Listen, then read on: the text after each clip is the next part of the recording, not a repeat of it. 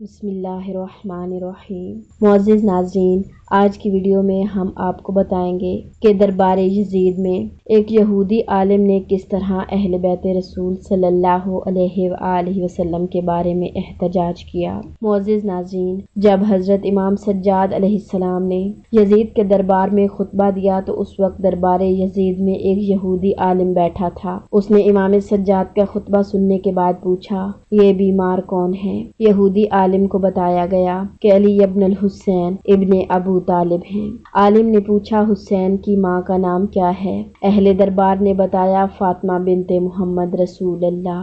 یہودی عالم نے کہا، حیرت ہے، یہ تمہارے نبی زادی کا بیٹا تھا اور تم نے اس قدر جلدی اسے شہید کر دیا۔ بخدا، جو برا سلوک تم نے اپنے نبی کی ذریت سے کیا ہے، ایسا سلوک آج تک کسی نبی کی امت نے اپنے نبی کی ذریت سے نہیں کیا۔ بخدا، اگر موسیٰ کا بیٹا ایک بھی رہ جاتا تو میرا خیال ہے کہ ہم اپنی عقیدت کی بدولت اللہ کو چھوڑ کر اس کی عبادت کرتے، اور تم وہ بد نصیب ہو، کل اپنے نبی کو دفن کیا اور آج اس کی بیٹیوں کو اس عالم ہستگی میں قید کیا۔ یہ سننا تھا کہ یزید نے غلام کو حکم دیا کہ اس کا منہ بند کرو۔ اس یہودی عالم کے منہ پر 3 ضربیں لگائی گئیں۔ یہودی عالم اپنی جگہ سے اٹھ کر جانے لگا اور جاتے ہوئے کہتا جا رہا تھا، اگر چاہو تو مجھے قتل کر دو، اگر چاہو تو مجھ پر تشدد کرو، اگر چاہو تو مجھے جانے دو، لیکن ایک بات میں تمہیں بتا دوں، میں نے تورات میں پڑھا ہے کہ جو لوگ ذریت نبی کے قاتل ہوں گے وہ تا قیامت ملعون رہیں گے اور مرنے کے بعد بدترین جہنم کا ایندھن ہوں گے۔ یہ تمام باتیں کرتے ہوئے یہودی عالم دربار سے چلا گیا۔ اللہم لعن قتلۃ الحسین و اولاد الحسین و اصحاب الحسین علیہ السلام۔ بسم اللہ۔